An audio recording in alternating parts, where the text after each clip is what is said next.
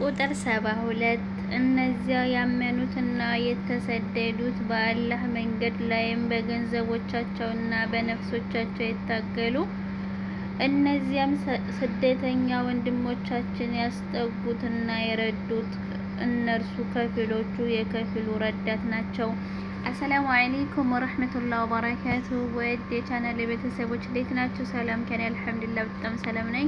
ክርስቲያን ወገኖችም ሰላም ብያለሁ። ከትናንቱ የቀጠለ ከክፍል 4 የቀጠለ ይዤ ብቅ ብያለሁ። ቁጥር 72 እነዚያ ያመኑትና የተሰደዱት በአላህ መንገድ ላይም ገንዘቦቻቸውንና በነፍሶቻቸው የታገሉት እነዚያም ስደተኛ ወንድሞቻቸውን ያስጠጉትና የረዱት እነርሱ ከፊሎቹ የከፊሉ ረዳት ናቸው። ከነዚያ ካመኑትና ካልተሰደዱት ጋር እስኪሰደዱ ድረስ ለውርስ የሚያበቃ የዝምድና ትስስር ፈጽሞ አይኖራቸውም። ገና ሃይማኖታዊ እገዛን የጠየቋችሁ አትፈልጓቸው።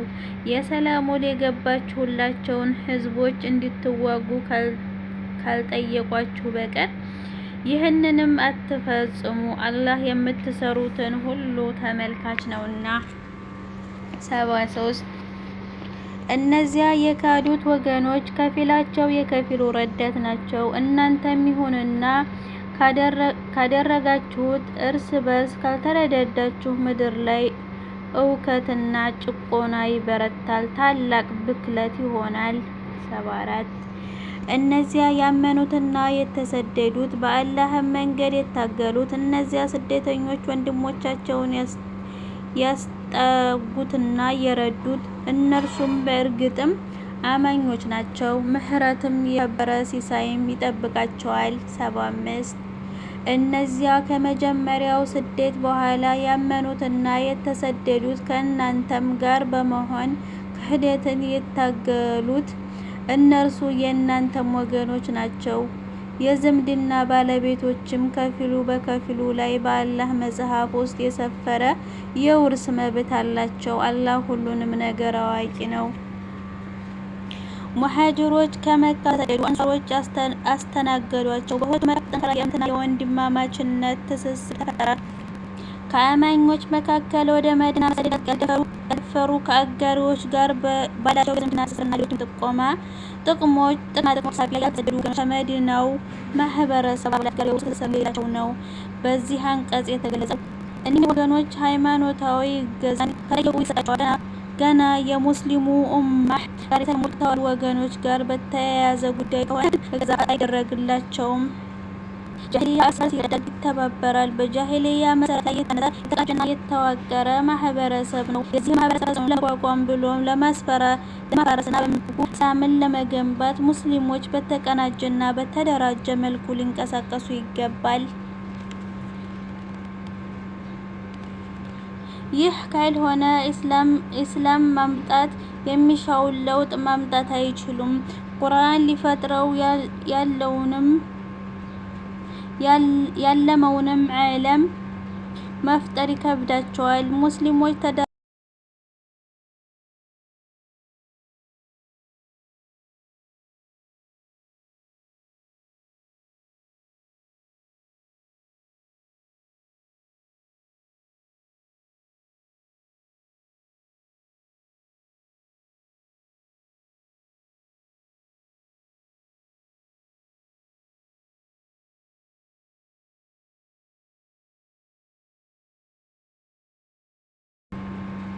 ሙስሊሞች የተደራጀ እንቅስቃሴ ከሌላቸው ጃሂልያው ጉልበቱ ሳይዝል ረጅም እድሜ መኖር ይችላል። እናም የእምነት ነጻነት ይገፋፋል፣ ግፍ ይገናኛል፣ ይበረታታል፣ ብክለት ይስፋፋል፣ ዝቅጠት ይንሰራፋል።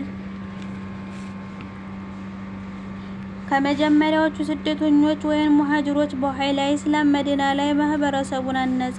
ከዚህ ማህበረሰብ ጋር ለመቀላቀል ቀያቸውን እየጣሉ የተሰደዱ ለአማኞችም ደረጃቸው እንደ መጀመሪያዎቹ ስደተኞች ባይሆንም የህብረተሰቡ ክፍል እንዲሆኑ ይቆጠራሉ። ይህ ነው በዚህ አንቀጽ የተመለከተው። የሙስሊም ማህበረሰብ አካል ለመሆን እስከ መካ በድል መክፈት ድረስ ስደት ወይም ሂጅራ የግድ ነበር። ከመካ መክፈት በኋላ ግን ይህ መስፈርት በሐዲስ ተነሳ። ኢስላም ለዓመተ ምህረታት ዓለምን መራ፣ የሰው ዘርን አስተዳደረ። አሁን ግን ሁኔታው ተቀይሯል። ኢስላም ከመሪነት ቦታ ተወግዶ በጃሂልያ ተተክቷል። እስላማዊ ኡማ ፈርሷል። ይህን ኡማ የቁርአን መጀመሪያ ባነጸበት ስልት በመጠቀም እንደገና ማነጽ ያሻል። ለዚህ ሂደትና ተግባር በዚህና መሰሎቹ አንቀጾች ሚና የላቀ ይሆናል።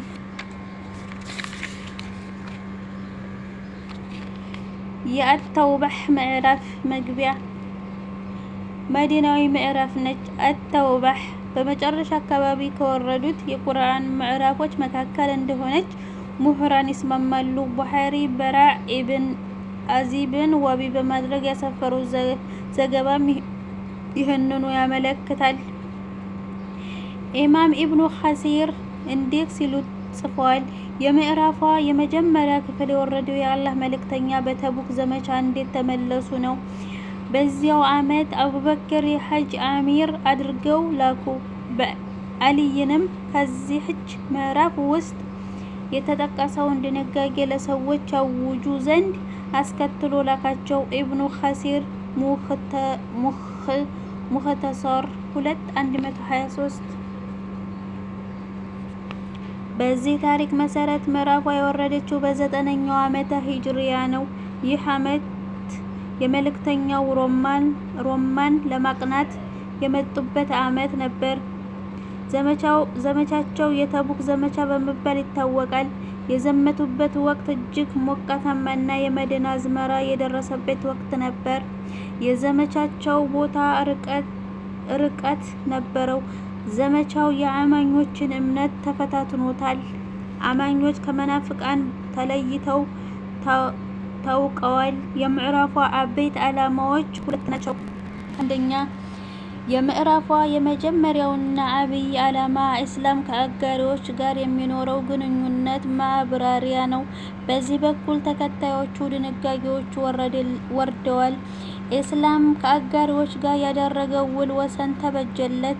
አጋሪዎች ይህ ምዕራፍ ከወረደበት ዓመት በኋላ ሐጂ እንዲያደርጉ ተከለከሉ። በእነርሱና በሙስሊሞች መካከል ምንም አይነት ርዕዮታዊና እምነታዊ ሃይማኖታዊ ትስስር ወይንም ውላ እንደማይኖር ታወቀ።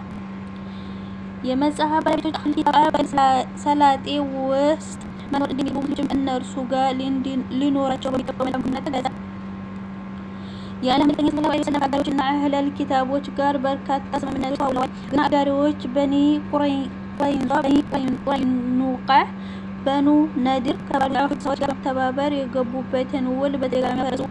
ሙስሊሞች ብቻቸውን ውሉን በመጠበቃቸው ትርጉም አልነበረውምና አላህ በምዕራፏ መጀመሪያ አንቀጽ ላይ ይህ ውል መፍረሱን የሚያውጅ አንቀጽ አሰፈረ። በመቀጠልም ከአህለል ኪታብ የገቡትን የሰላም ውል ባፈረሱ ወገኖች ላይ ጦርነት አወጀ። እነርሱን የሚመለከት ከ20 ያላነሱ አናቀጽ ሰፍረዋል። ይቀጥላል።